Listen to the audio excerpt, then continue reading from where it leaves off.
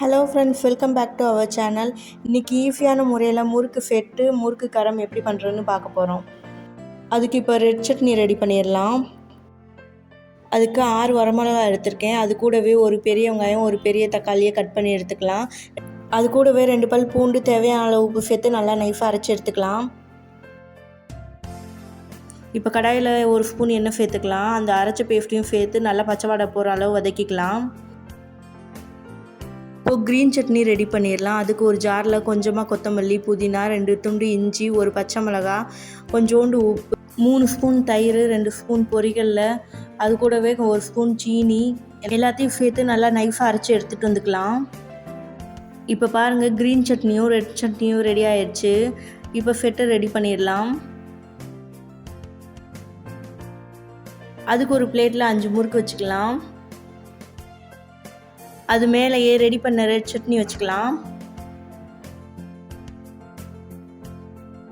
Red chutney வச்சதுக்கப்புறமா அது மேலேயே beetroot துருவி வச்சுருக்கேன், அதையும் வச்சுக்கலாம்.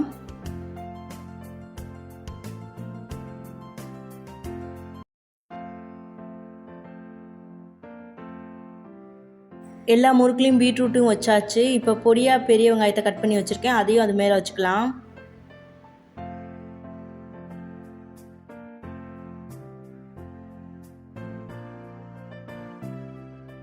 அதுக்கு மேலேயே கொஞ்சமாக கொத்தமல்லி வச்சுக்கலாம். அதுக்கப்புறமா அரைச்சி வச்சுருந்த க்ரீன் சட்னியும் அதுக்கு மேலே வச்சுக்கலாம்.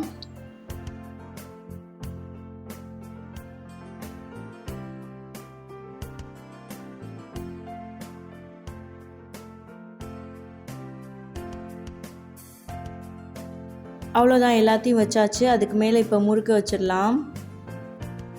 அவ்வளோதான், முறுக்கு ஃபெட்டு ஈஸியாக ரெடி ஆயிடுச்சு. இதை இப்போ நம்ம பரிமாறிடலாம்.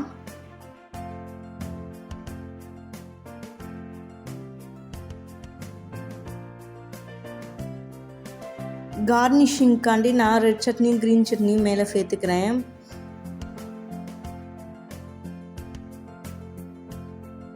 அவ்வளோதான், நம்மளோட முறுக்கு ஃபெட்டு சூப்பராக ரெடி ஆயிடுச்சு. நீங்களும் இதே போலவே ட்ரை பண்ணி பாருங்கள். டேஸ்ட்டு ரொம்ப சூப்பராக இருக்கும். ரெடி பண்ணி பார்த்துட்டு எப்படி இருந்துச்சுன்னு கமெண்ட் பண்ணுங்கள்.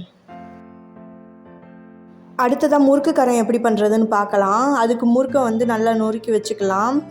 அது கூடவே துருவி வச்சுருந்த பீட்ரூட், பொடியாக கட் பண்ண பெரிய வெங்காயம், பொடியாக கட் பண்ண கொஞ்சோண்டு கொத்தமல்லி, red chutney 2 spoon, green chutney 2 spoon, 1 spoon lemon juice, அதோட வறுத்த வேர்க்கடலையும் சேர்த்து நல்லா கலந்து விட்டுக்கலாம்.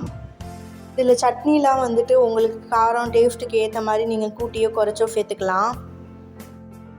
அவ்வளோதான், இப்போ எல்லாத்தையும் சேர்த்தாச்சு. இது எல்லாத்தையும் நல்லா கலந்து விட்டுக்கலாம்.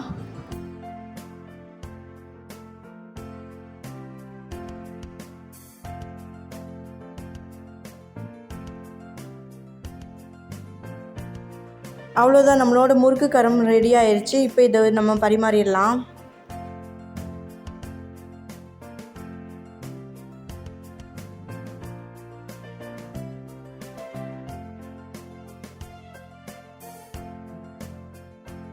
கார்னிஷிங்காண்டி இதில் ரெட் சட்னியும் க்ரீன் சட்னியும் சேர்த்துக்கிறேன். அவ்வளோதான், சூப்பரான டேஸ்ட்டான முறுக்கு கரம் ரெடி ஆயிடுச்சு.